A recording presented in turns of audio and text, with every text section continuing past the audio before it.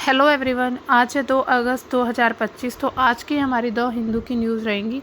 Bharat America के संबंध के बारे में हम देखेंगे। हालांकि अभी कुछ ही दिनों में भारत और अमेरिका के थोड़े व्यापारिक संबंध जो हैं वो बिगड़ने शुरू हो चुके हैं।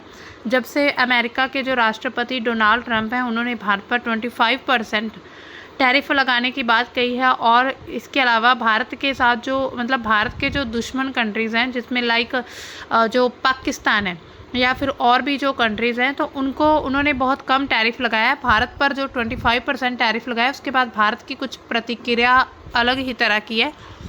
उसके बाद हम रॉयल सीमा के बारे में बात करेंगे। रॉयल सीमा एक जगह है आंध्र प्रदेश के अंदर, तो उसको हम देखेंगे कि वहाँ पर क्या औद्योगिक को लेकर क्या विकास हो रहा है और कृषि को लेकर वहाँ की क्या सिचुएशन है।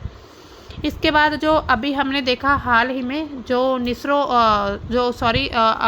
और नासा का जो निसार सैटेलाइट है अभी लॉन्च किया गया। उसके बाद अब ब्लू बर्ड सैटेलाइट जो उपग्रह उसको लॉन्च करने की भी बात कही जा रही, योजना बन रही है।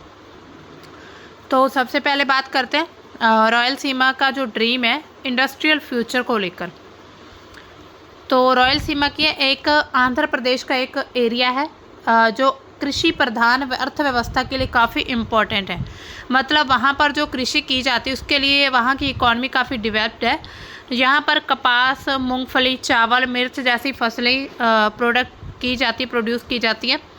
हाल के दशकों में इन क्षेत्र में औद्योगिक विकास की दिशा में कुछ और प्रयास महत्वपूर्ण यानी कि इम्पोर्टेंट कुछ कदम उठाए गए हैं, जो औद्योगिक केंद्र को बदलने का एक जरिया है। मतलब कि वहाँ पर अब कृषि प्रधान क्षेत्र है, उसको अब उद्योग में बदलने के कुछ ऐसे कदम उठाए जा रहे हैं, प्रयास किए गए हैं। ये वहाँ का जो क्षेत्र है उसकी आर्थिक विविधता, रोजगार लोगों को देना और समग्र सभी तरफ से उसका विकास करना, इसको बढ़ावा देने की दृष्टि से ऐसा किया गया है।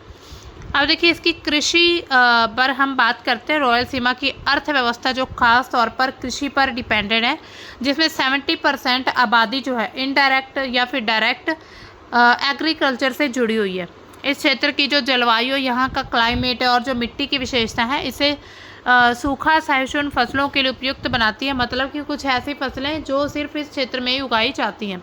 कम वर्षों जब होती है या फिर सिंचाई की कमी हो जाती है या फिर छोटे जोत, मतलब कि जोत क्या होता है, छोटे खेत जिसे हम बोल सकते हैं, ऐसे अलग अलग छोटे छोटे जोत हो, उनके कारण किसानों को काफ़ी चुनौतियां भी देखनी पड़ती हैं। अब जो ग्रीन रेवोल्यूशन आया था और आधुनिक कृषि तकनीक ने उत्पादन को काफ़ी बढ़ावा दिया है, लेकिन ये क्षेत्र जो है आर्थिक विविधता की अभी तक तलाश में है। यहाँ पर सिर्फ कृषि पर ही डिपेंडेंट है लोग। और ये क्षेत्र जो है रॉयल सीमा का क्षेत्र, तो ये खुद को औद्योगिक में उद्योग में भी खुद को डेवलप करना चाहता है।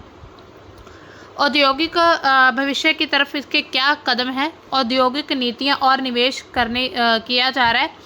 आंध्र प्रदेश की जो सरकार है उसने रॉयल सीमा में औद्योगिक विकास को बढ़ावा देने की बात कही है। कई नीतियां लागू की गई हैं इसको लेकर।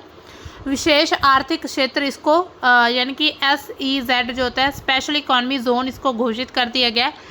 औद्योगिक गलियारा और इंफ्रास्ट्रक्चर विकास परियोजना विशाखापट्टनम, चेन्नई औद्योगिक गलियारा, तो इन क्षेत्र में निवेश करने को आकर्षित कर रही हैं। मतलब कि सरकार की ये नीतियां बनाई गई, इसको स्पेशल इकोनॉमिक जोन घोषित कर दिया गया है। यहाँ पर जो इंडस्ट्रियल कॉरिडोर बनाया जा रहा है रॉयल सीमा के कुछ हिस्सों में, ये जो कॉरिडोर बनाए गए हैं उसको इनके साथ जोड़ा गया है, जिससे क्या होगा, विनिर्माण और जो लॉजिस्टिक्स है वो उन क्षेत्रों में अवसर जो हैं बढ़ जाएंगे।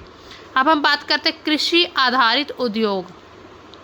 तो रॉयल सीमा में जो कृषि प्रधान अर्थव्यवस्था है उसको देखते हुए वहाँ का जो खाद्य प्रसंस्करण है, कपास आधारित जो वस्त्र उद्योग लगाने की बात कही गई है, और जैविक उत्पादों के लिए औद्योगिक इकाइयों पर ध्यान केंद्रित किया जा रहा है। जैसे कि उदाहरण दिया, अनंतपुर में किया मोटर्स की विनिर्माण इकाई ने क्षेत्र में औद्योगिक गतिविधियों को बढ़ावा दिया, हज़ारों रोजगार सृजित हुए। मतलब वहाँ पर जो कृषि से जो हमें कच्चा माल या फिर हम जो प्राथमिक सेक्टर होता है ना कृषि वाला, तो उससे जो चीज़ प्रोड्यूस की जाती है उसके अकॉर्डिंग अगर वहाँ पर उद्योग स्थापित किए जाएं तो उससे क्या होगा कि वहाँ की जो कच्चा माल की आपूर्ति वो भी आपूर्ति अच्छे से की जा सकती है और उसके साथ ही उद्योग भी बहुत अच्छे से चल सकते हैं। जैसे कि वहाँ पर कपास पर जो कपड़े उद्योग है वहाँ पर वो लगाया जा सकता है, खाद्य प्रसंस्करण यानी कि कुछ जो खाने पीने का जो भी अनाज वगैरह होता है उसका वहाँ पर उद्योग लगाया जा सकता है, और जो जैविक उत्पाद है उनके लिए तो ऐसी कुछ वहाँ पर यूनिट्स स्थापित की जा रही है या फिर ऐसा कुछ मतलब कदम उठाए जा रहे हैं। इससे क्या होगा, एक तो वहाँ का जो क्षेत्र है वो उद्योग की तरफ बढ़ेगा और दूसरा वहाँ का जो कच्चा माल है वही उद्योगों में काम आ जाएगा, तीसरा वहाँ पर काफ़ी लोगों को रोज़गार भी मिलेगा। अब इंफ्रास्ट्रक्चर का विकास करने की मतलब क्या कदम है, सड़क, रेल और हवाई संपर्क में सुधार, कडप्पा और तिरुपति में हवाई अड्डों का विस्तार करना, ये भी उद्योग में आता है, औद्योगिक गतिविधियों को ये समर्थन करता है। इसके अलावा वहाँ पर सौर ऊर्जा, पवन ऊर्जा जैसे जो नवीकरणीय ऊर्जा स्रोत है उससे क्या है, निवेश क्षेत्र की औद्योगिक ज़रूरतों को पूरा करने में मदद हो रही है। अब देखिए कौशल विकास और जो रोज़गार है, औद्योगिक विकास के साथ साथ जो सरकार निजी क्षेत्र कौशल विकास कार्यक्रम पर ध्यान दे रहे हैं ताकि जो वहाँ पर युवा है यानी कि यंग जनरेशन है उनको औद्योगिक नौकरियों के लिए तैयार किया जा सके। ये कृषि पर निर्भरता को कम करेगा और शहरीकरण को भी बढ़ावा देता है। तो ये कदम खास इस दिशा में उठाए जा रहे हैं कि वहाँ पर शहरीकरण किया जा सके, उद्योग को बढ़ावा मिले, लोगों को वहाँ पर रोज़गार दिया जा सके। अब देखिए इसमें कुछ चुनौतियाँ भी रहेंगी। यहाँ पर सिंचाई और जल की कमी पहले से ही देखी जाती है, तो ये एक बहुत बड़ी चुनौती है जो सिर्फ कृषि ही नहीं बल्कि उद्योगों को भी प्रभावित करेगी, क्योंकि उद्योगों में भी पानी की ज़रूरत होती है। इसके अलावा भूमि अधिग्रहण, उद्योग परियोजना के लिए जो भूमि अधिग्रहण उसमें जो स्थानीय किसान है वो अपनी भूमि नहीं देना चाहते हैं, तो ये भी एक उनका विरोध किया जा रहा है। इसके अलावा आर्थिक असमानता भी है। अभी तक के जो क्षेत्र है उनके सभी हिस्सों तक ये जो लाभ है उद्योग विकास का ये सभी तक नहीं पहुंच पाया, जिससे जो गांव वाला क्षेत्र और जो शहरी एरिया है उनके बीच असमानता बढ़ रही है। इसके अलावा पर्यावरणीय चिंताएं देखी जा रही हैं, औद्योगिकरण के साथ जो क्लाइमेट चेंज देखे जा रहे हैं उनको भी बनाना एक महत्वपूर्ण मुद्दा है या फिर एक बहुत बड़ी चुनौती है, खास करके जब जो क्षेत्र है वो पहले से ही सूखा और मिट्टी के कटाव जैसी समस्या से जूझ रहा हो। अगर कोई ऐसा एरिया जो पहले से वहाँ पर सूखा है या फिर मिट्टी का कटाव होता जा रहा है, तो ऐसे में उस क्षेत्र में उद्योग स्थापित करके वहाँ पर क्लाइमेट जो भी बैलेंस है, क्लाइमेट मतलब उसको मतलब कि पर्यावरणीय स्थिरता है, क्लाइमेट को स्टेबल करके रखना, ये एक बड़ी चुनौती हो सकती है। अब हमारी सेकेंड न्यूज़ है, India US ties have weathered several challenges. मतलब कि भारत और जो अमेरिका के संबंध है उसमें काफ़ी चुनौतियां देखने को मिल रही हैं जो अभी हाल ही के मुद्दों के कारण, उसको हम पढ़ लेते हैं। तो विदेश मंत्रालय जो है भारत के रणधीर जायसवाल, उन्होंने कहा है कि जो दोनों देश मतलब कि भारत और अमेरिका की बात हो रही है, इनके बीच जो साझेदारी है उसमें साझा हित, लोकतांत्रिक मूल्यों और मजबूत जन संपर्कों पर आधारित है, जिसने भी इसे ऐसे विभिन्न बदलाव चुनौतियों के बावजूद इसको लचीला बनाए रखा है। मतलब कि काफ़ी चुनौतियां भी हैं, बदलाव भी हैं, लेकिन फिर भी भारत और अमेरिका के संबंध जो है अभी भी ठीक है, मतलब इतने ज़्यादा नहीं बिगड़ पाए हैं, हालांकि बिगड़ने की तादाद में है, बहुत ज़्यादा कह लीजिए एक दूसरे की तरफ से एक्शन रिएक्शन किया जा रहा है। अब देखिए प्रमुख चुनौतियां क्या रही हैं भारत और अमेरिका के संबंधों को लेकर। सबसे पहले अगर हम थोड़ा पीछे इतिहास में जाएं तो शीत युद्ध और गुटनिरपेक्षता की नीति जो है भारत की, उसकी वजह से भी जो शीत युद्ध है उसके दौरान भारत की जो गुटनिरपेक्षता नीति है, मतलब कि न्यूट्रल भारत जो है किसी भी सिचुएशन में, मान लीजिए कोई दो कंट्रीज आपस में लड़ रही हैं या उनमें कुछ वॉर चल रहा है या कुछ ऐसी विवाद चल रहा है, तो उसमें भारत का जो रुख है वो न्यूट्रल है। अमेरिका के साथ उनके संबंधों में तनाव पैदा किया है क्योंकि अमेरिका ने इसे पश्चिमी गठबंधन के प्रति उदासीनता के रूप में देखा है। तो जो अमेरिका है, भारत अगर किसी बात पर चुप रहता है तो अमेरिका को ये लगता है कि ये पश्चिमी देशों मतलब पश्चिमी देशों का जो गठबंधन है उसके प्रति उनकी उदासीनता है। जवाहरलाल नेहरू की जो तटस्थता नीति है, यानी कि न्यूट्रलाइजेशन की जो उनकी पॉलिसी थी, उसको अमेरिकी अधिकारियों ने अस्वीकार्य माना, उन्होंने स्वीकार नहीं किया है। जासूसी विवाद 2013 में एडवर्ड स्नोडेन ने जो खुलासे किए थे उससे पता चला है कि अमेरिकी राष्ट्रीय सुरक्षा एजेंसी ने भारतीय दूतावास और नरेंद्र मोदी पर जासूसी की थी। मतलब कि उनकी जो जासूसी की गई, जिससे भारत ने कड़ा विरोध जताया। इसके अलावा देवयानी खोब्रागडे मामला एक रहा है जो 2013 में भारतीय राजनयिक है देवयानी खोब्रागडे, उन्होंने न्यूयॉर्क में गिरफ्तारी हुई थी उनकी, और दोनों देशों के बीच तनाव बढ़े क्योंकि भारत ने इसे राष्ट्रीय गरिमा का अपमान माना है कि कोई हमारे भारत का कोई भी व्यक्ति या फिर कोई पर्सन है उसको अगर किसी और कंट्री में ऐसे अरेस्ट किया जाता है तो इससे भारत की गरिमा को ठेस पहुंचती है। इसके अलावा व्यापारिक तनाव भी है। अभी जो अमेरिका द्वारा भारतीय उत्पादों पर आयात शुल्क या फिर रूस से तेल खरीदने पर उन पर जो पेनल्टी यानी कि जुर्माना लगाया गया है, तो ऐसी घोषणा के कारण जो भारत और अमेरिका के संबंध है उसकी जो भी विवाद थे वो बढ़ गए हैं। रणनीतिक स्वायत्तता, भारत की जो स्वतंत्रता विदेश नीति है, जैसे कि रूस जैसे देशों के साथ संबंध, तो अमेरिका के साथ क्या हुआ है, विवाद, मनमुटाव, मतभेद पैदा हुए हैं, विशेष रूप से इंडो पैसिफिक रणनीति और क्वाड जैसे मंचों पर। सकारात्मक प्रगति भी देखी जाती है जिसमें रणनीतिक साझेदारी है। दोनों देशों ने अगर देखें हम रक्षा, व्यापार, स्वास्थ्य, प्रौद्योगिकी जैसे क्षेत्रों में सहयोग को बढ़ाया है। 2+2 जो मंत्री स्तरीय संवाद है उसने रक्षा और समुद्री सुरक्षा सहयोग को काफ़ी गहरा किया है।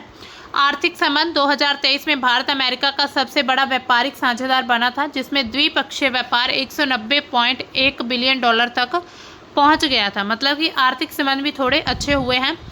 इसके अलावा प्रवासी भारतीयों को योगदान दिया गया है। भारतीय अमेरिका समुदाय ने जो राजनीति, शिक्षा, नीति पैरवी में महत्वपूर्ण भूमिका निभाई, जिससे दोनों देशों के जो बीच सॉफ्ट पावर है वो बढ़ा है।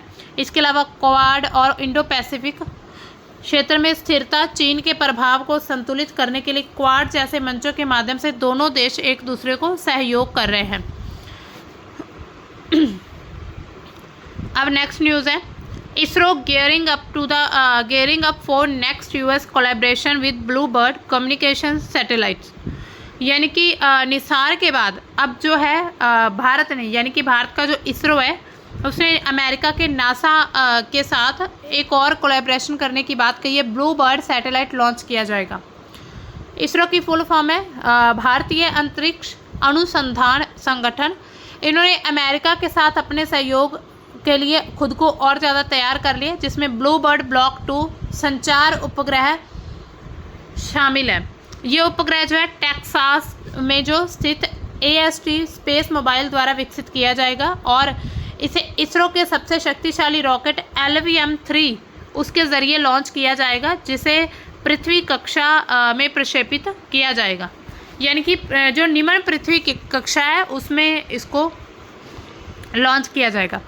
इसका समय क्या रहने वाला है, 2-3 महीने आज से, अगर हम अगस्त की बात करें तो अगस्त के बाद 2-3 महीने बाद 3 से 4 महीने में इसके लॉन्च होने की संभावना जताई जा रही है। इसके अलावा इसका उद्देश्य क्या है, जो ब्लू बर्ड है ये स्मार्टफोन के लिए जो डायरेक्ट उपग्रह से मोबाइल संचार जो है उसको सक्षम करेगा, विशेष उपकरणों की आवश्यकता के बिना, जिसमें वॉइस कॉल, डेटा, वीडियो सेवाएं उपलब्ध होती हैं। ये जो उपग्रह 223 वर्ग मीटर के विशाल संचार से लैस है। इसे निम्न पृथ्वी कक्षा में सबसे बड़ा वाणिज्यिक संचार उपग्रह बनाया जाता, मतलब बताता है, ऐसे कुछ इसमें फीचर्स हैं। ये जो 120 Mbps तक की डाटा गति प्रदान कर सकता है। मतलब कि उपग्रह से लेकर, यानी कि जो पृथ्वी की निम्न कक्षा उससे लेकर पृथ्वी के यहाँ के एरिया जहाँ आ जाए, मतलब यहाँ पर जैसे पृथ्वी के तक इसको संचार को बढ़ावा देने के लिए ये लॉन्च किया जाएगा। इसका स्थान कौन सा रहेगा, ये मिशन सतीश धवन अंतरिक्ष केंद्र श्रीहरिकोटा से लॉन्च किया जाएगा। उपग्रह जो है सितंबर 2025 में भारत पहुंचने की उम्मीद है और प्रक्षेपण वाहन पर काम प्रगति पर है। इसके बाद वाणिज्य पहलू देखें तो ये जो मिशन है इसरो की वाणिज्य शाखा न्यू स्पेस इंडिया लिमिटेड, इसके द्वारा इसको संचालित किया जाएगा। इसरो की वैश्विक वाणिज्य प्रक्षेपण प्रदाता के रूप में जो विश्वसनीयता और लागत प्रभावशीलता को ये दर्शाता है। भारत अमेरिका का सहयोग क्या रहेगा इसमें? नासा और इसरो जो सिंथेटिक अपर्चर रडार यानी कि निसार मिशन की सफलता के बाद ये दूसरा सैटेलाइट रहेगा, जिसे 30 जुलाई 2025 को GSLV रॉकेट से इसको लॉन्च किया गया था। ये जो निसार है इसको 30 जुलाई को लॉन्च हुआ था। ये जो सहयोग है भारत अमेरिका के बीच जो अंतरिक्ष संबंध है उनको रेखांकित करता है, यानी कि उनके बीच जो गहरे संबंध है वो और ज़्यादा गहरे हो रहे हैं इस क्षेत्र में। अगर हम देखें तो इसके तकनीकी विवरण क्या है? ब्लू बर्ड उपग्रह के अगर हम वजन की बात करें जो अभी लॉन्च किया जाएगा, अभी ये हुआ नहीं है, इसको बाद में लॉन्च किया जाएगा, हालांकि अभी तक बातचीत चल रही, योजना बनाई जा रही है। 6000 किलोग्राम इसका वेट रहेगा और इसमें 64 वर्ग मीटर का एक नमोमेशी एंटीना है।